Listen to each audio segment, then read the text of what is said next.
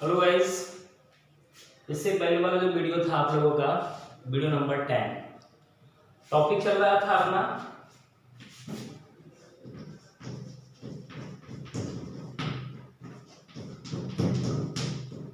ऐसे voice topic चल रहा था 11th और अपना 10th 11th के लिए।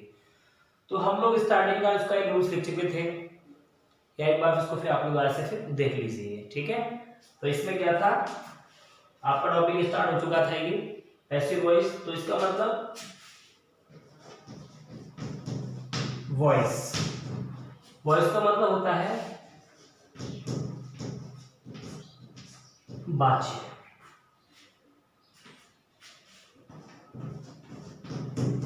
वॉइस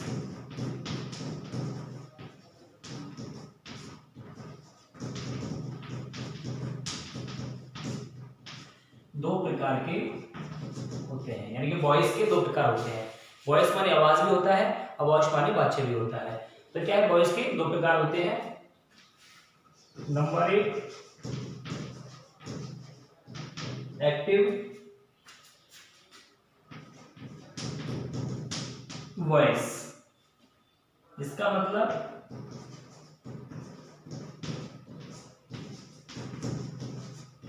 कर्तरी बातचीत। इसमें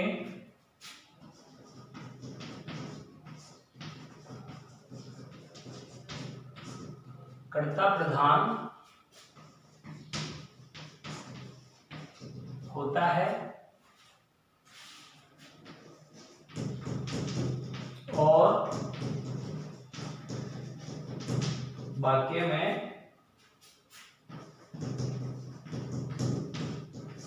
सबसे पहले आता है। इसमें जो कर्ता होता है उसकी प्रधानता ज्यादा होती है जो आपका एक्टिव वाला सेंटेंस होता है। जैसे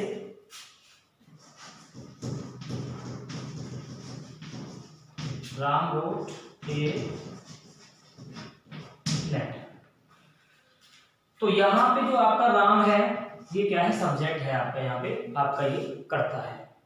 जो राम है वो कर्ता है, ये आपकी सेकंड फॉर्म मेन वर्ब है, उसके बाद ये आपका ऑब्जेक्ट है। तो जिस वाक्य में कर्ता पहले आता है वो हमारा एक्टिव का सेंटेंस कहलाता है। और देखें, टीचर टीचर्स अस हिंदी। सब्जेक्ट हो गया टीचर, टीचर्स मेन वर्ब, अस और हिंदी। ये आपका डायरेक्ट ऑब्जेक्ट है और ये आपका इनडायरेक्ट ऑब्जेक्ट है। अब हम लोग बात करते हैं इसमें नंबर 2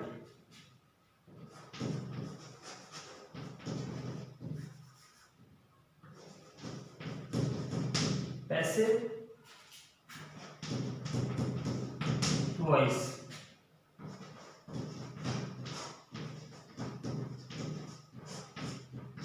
कर्मवाच्य, क्या बोलेंगे इसको, कर्मवाच्य।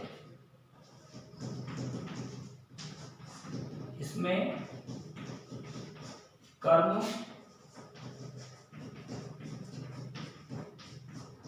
प्रधान होता है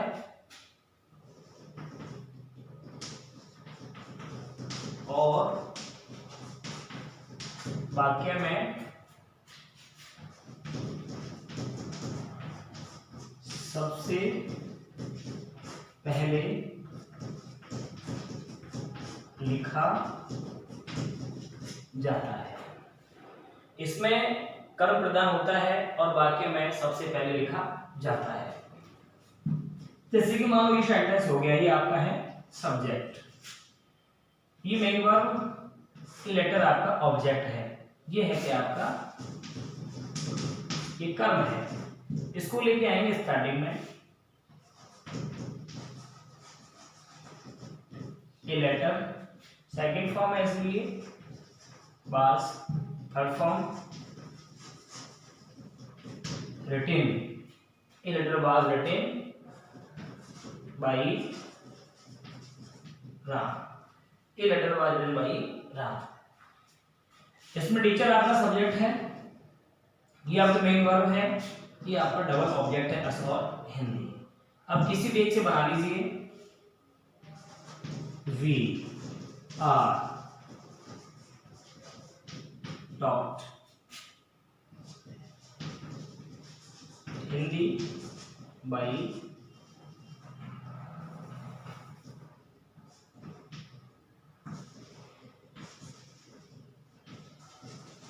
द टीचर।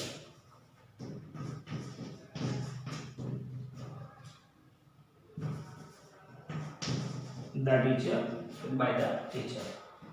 अगर इससे बनाते हैं हिंदी से, हिंदी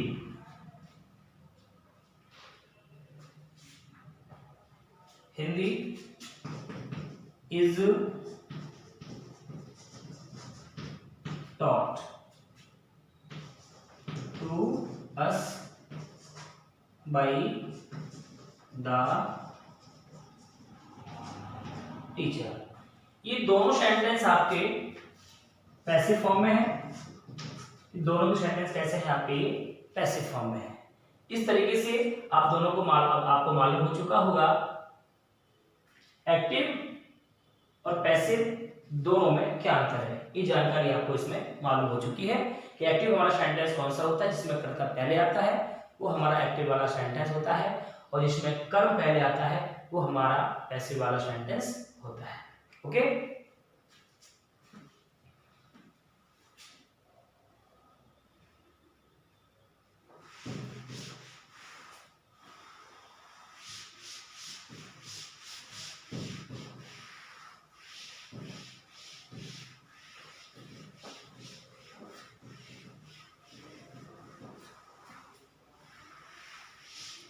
अब यहाँ पे दोस्तों बात करते हैं इसके रूल्स वगैरह की कि पैसिव वॉइस हम लोग कैसे बनाते हैं।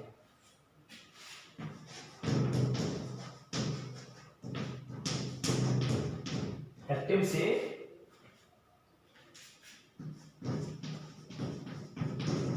पैसिव बनाने के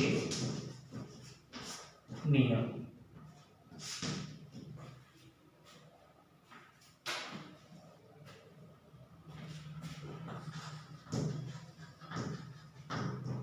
रूल नंबर फर्स्ट,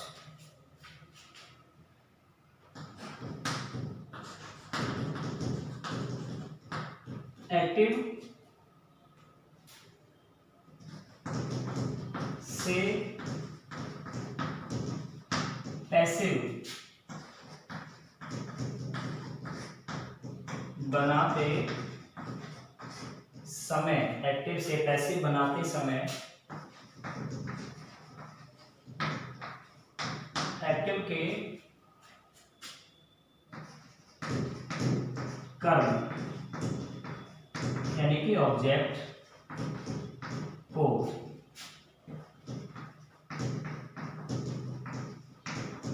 पैसिव का कर्ता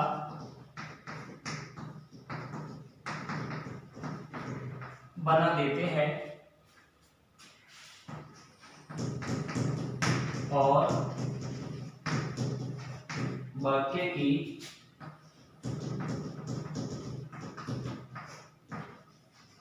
शुरुआत भी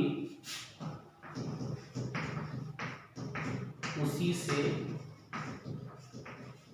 करते हैं। क्या दोस्तों, देखिए एक्टिव से पैसिव बनाते समय एक्टिव के कर्म को, जो एक्टिव का ऑब्जेक्ट होता है, उसको हम लोग पैसिव का कर्ता बना देंगे और बाकी की शुरुआत भी उसी से करते हैं। अब बात आती है कि आप लोग ऑब्जेक्ट की पहचान कैसे करेंगे। आप कैसे जान पाएंगे, how will you know what is object and where is object, यानी ऑब्जेक्ट क्या है, ऑब्जेक्ट कहाँ है, उसकी पहचान हम लोग कैसे करेंगे। नीचे लिखेंगे हम लोग, देखिए यहाँ ऑब्जेक्ट यानी कि कर्म की पहचान।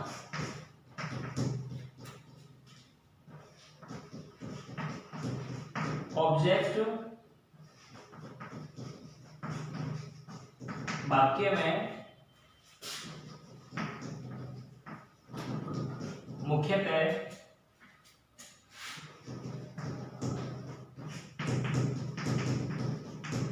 मुख्य क्रिया के बाद दिया गया होता है। जो ऑब्जेक्ट होता है वो मुख्य क्रिया के बाद में दिया गया होता है। ऑब्जेक्ट वाक्य में मुख्यतः मुख्य क्रिया के बाद दिया हुआ होता है। ऑब्जेक्ट 2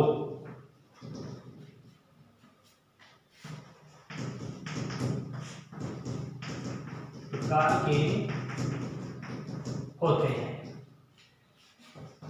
नंबर 1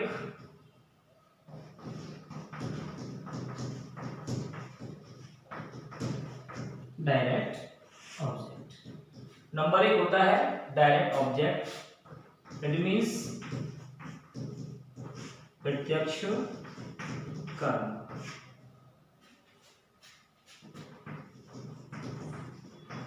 इसमें सभी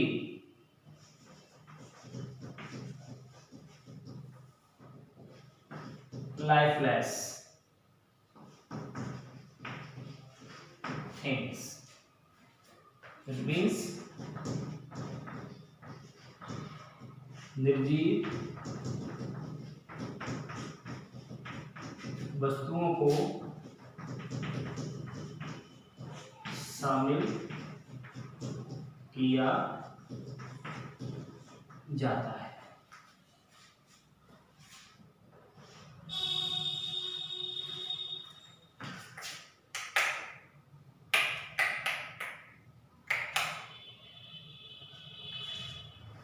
इसमें सभी निर्जीव वस्तुओं को शामिल किया जाता है।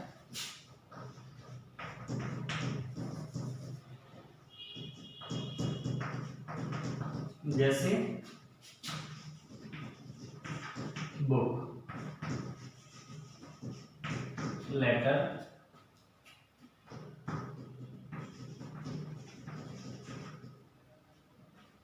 मनी,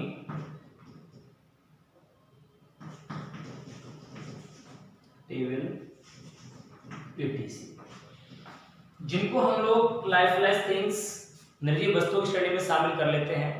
अर्थात ये कह सकते हैं जो चीजें इंसान के लिए यूज नहीं की जाती हैं, जो इंसान के स्थान पर यूज नहीं की जाती, मतलब जैसे कि प्रोनाउन होता है जो नाउन के लिए आता है, उनको छोड़ करके जो भी सारी चीजें हैं जिनको हम लोग निर्जीव वस्तुओं की कैटेगरी में रख सकते हैं, ऐसी वस्तुएं जिनको हम लोग निर्जीव वस्तुओं की कैटेगरी में रख सकते हैं, वो सारी की सारी शामिल होती हैं डायरेक्ट ऑब्जेक्ट में।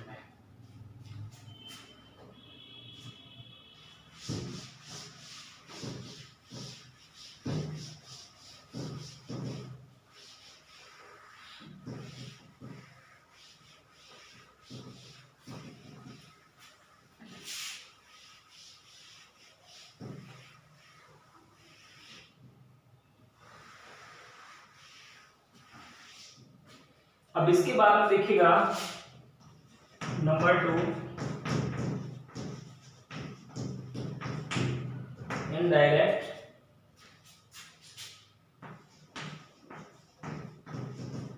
ऑब्जेक्ट, अप्रत्यक्ष कथन।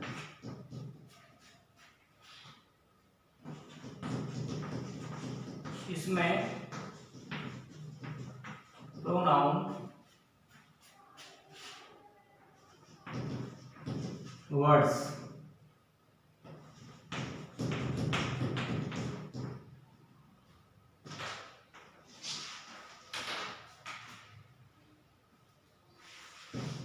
इसमें ऐसे नाउन और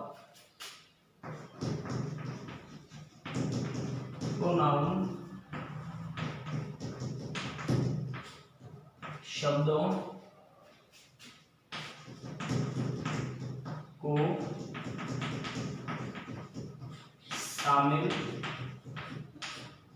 किया जाता है जो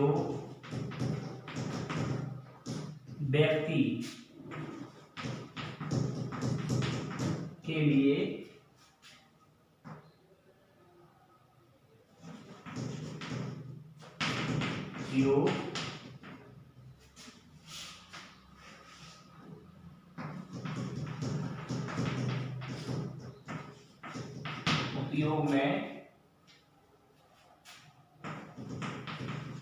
उपयोग में लाए जाते हैं। Me, him, her, you,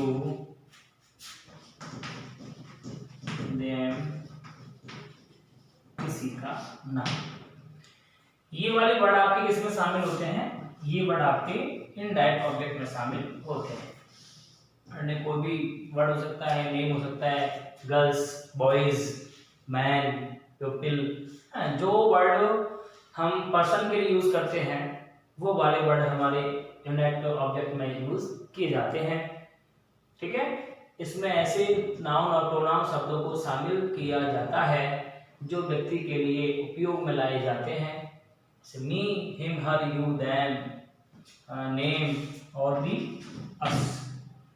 ये वर्ड जो हमारे हैं वो उनका इस्तेमाल हम लोग या उनका यूज हम लोग व्यक्ति के लिए करते हैं। ये हमारे कहलाएंगे इनडायरेक्ट ऑब्जेक्ट।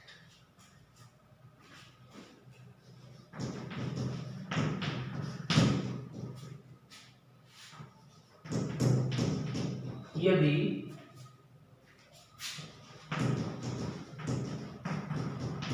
एक्टिव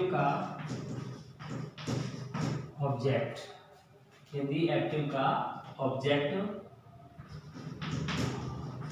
कोई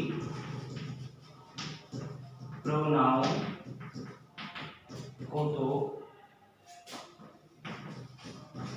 उसे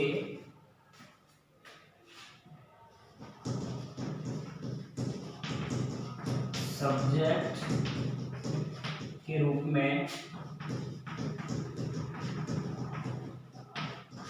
निम्न प्रकार बदला जाता है। यदि आपका जो ऑब्जेक्ट है वो प्रोनाउन के रूप में होगा तो उसे सब्जेक्ट के रूप में निम्न प्रकार बदला जाएगा। जैसे कैसे होगा, यहाँ पे लिखोगे आप लोग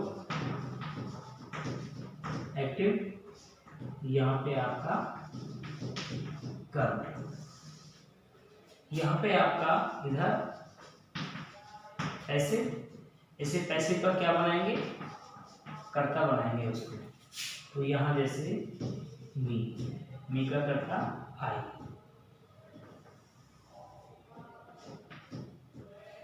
तो यहाँ हिम, इसको होगा ही, यहाँ पर आपका हर, इसको होगा शी, यहाँ पे आपका अस, इसको यहाँ होगा वी, यू, यहाँ पे इसका होगा यू, इधर यदि आपका होगा देन, इसका हो जाएगा दे, और जो आपका नेम होता है वो नेम को नेम ही रहता है। ये था आपका जो अब इस तरीके से आपका जो फर्स्ट रूल था एक्टिव से पैसिव वॉइस बनाने के लिए वो आपका कंप्लीट हो जाता है। इस पूरा क्वेश्चन आपने देख लिया है, आपको मालूम पड़ गया कि एक्टिव से पैसिव बनाते समय एक्टिव के कर्म को पैसिव का कर्ता बना देते हैं। अब ऑब्जेक्ट की पहचान कैसे करेंगे? ऑब्जेक्ट वाक्य में मुख्यतः मुख्य क्रिया के बाद दिया हुआ होता है। ऑब्जेक्ट आपके दो प्रकार के होंगे, एक होगा डायरेक्ट, दूसरा होगा इनडायरेक्ट। डायरेक्ट में हम लोग उन सभी निर्जीव वस्तुओं को शामिल कर लेते हैं और इनडायरेक्ट में हम नाउन वर्ड्स और प्रोनाउन वर्ड्स जो व्यक्ति के लिए, पर्सन के लिए यूज किए जाते हैं वो शामिल किए जाते हैं। अब हम बात करते हैं रूल नंबर सेकंड।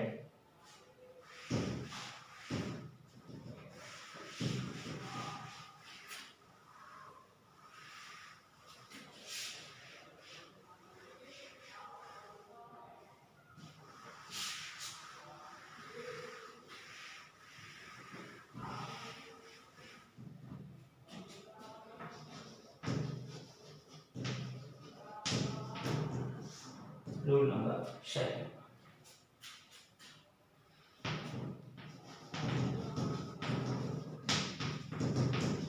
एक्टिव से पैसिव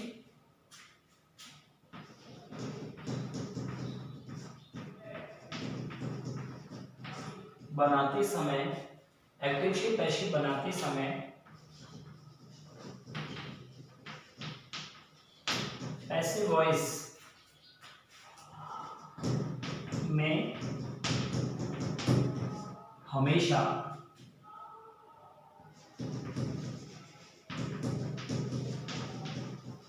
हेल्पिंग वर्ब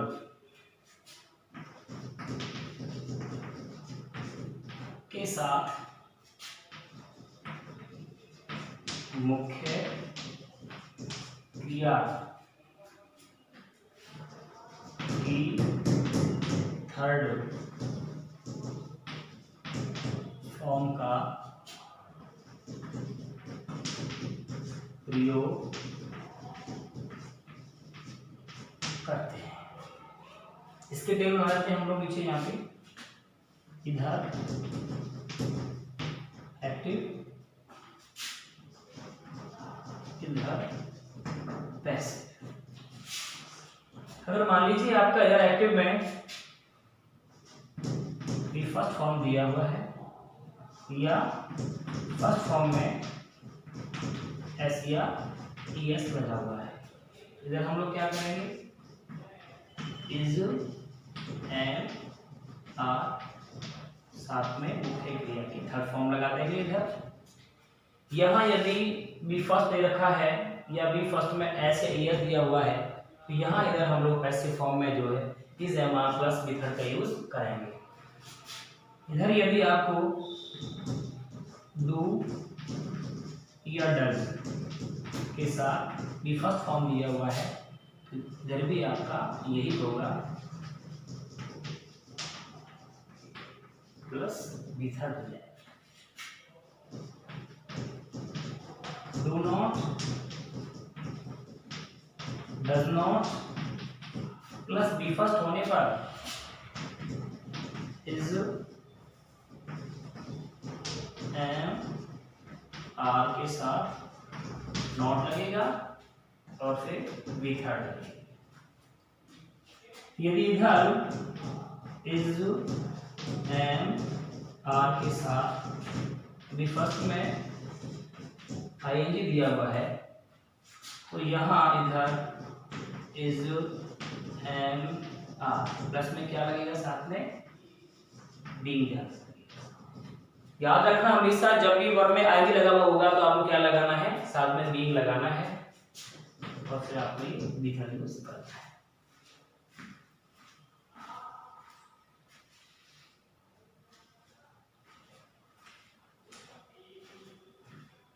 उसके बाद नेक्स्ट देखिएगा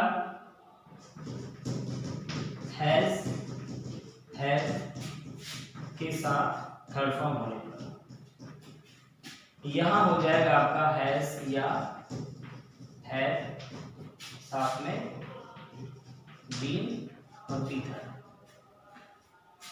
ये पूरा यहां से लेके आपका क्या है, प्रेजेंट टेंस था। अब उसके बाद में present indefinite, present definite, present definite, present continuous और present perfect tense. Perfect continuous का हम लोग प्रेजेंट परफेक्ट कंटीन्यूअस का पैसिव फॉर्म नहीं होता है। यदि आपको यहां दे रखा है B2 सेकंड फॉर्म दी हुई है तो यह क्या करेंगे आप लोग, बास या क्या लगाएंगे, वर्ब प्लस बी थर्ड का यूज करेंगे। अगर आपको यहाँ पर डिड प्लस बी फर्स्ट दे रखा है, तो यहां हो जाएगा आपका was comma were plus B third. यहां आपको दे रखा है did not plus V first, तो यहां पे आपका हो जाएगा बास वर प्लस के साथ में आपका यहाँ पे इनमें से कोई भी एक प्लस में नॉट प्लस में बी थर्ड हो जाएगा।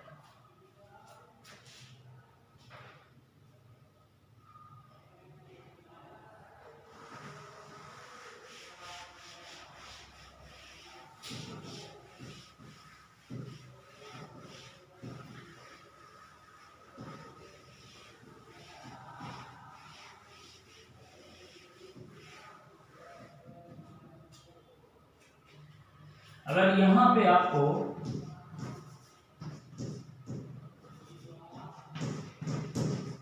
डिड प्लस बी फर्स्ट दिया गया हो तो पैसिव फॉर्म में क्या करना है, बास वर्ब और बी थर्ड करना है। यदि यहां दे रखा होगा was comma verb plus V first में आई, आपको यहां पर बास वर्ब बी और बी थर्ड करना पड़ेगा। हेड प्लस बी थर्ड होने पर had been plus B third करना पड़ेगा। हेड प्लस बी थर्ड हो जाएगा had been plus B third. उसके बाद में मॉडल जो आपके होते हैं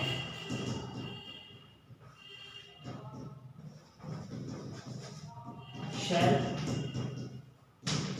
विल, इनके साथ हेड प्लस बी थर्ड होने पर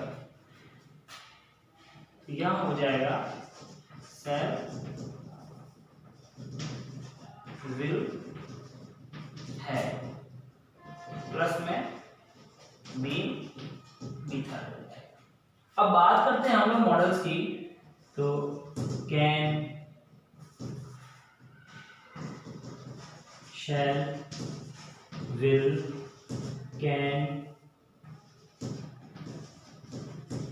could, may, might, must, should.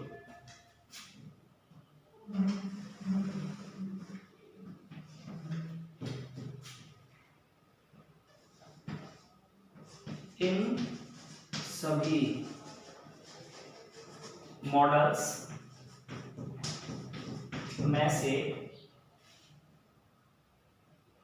इन सभी मॉडल्स के साथ be plus B third form का प्रयोग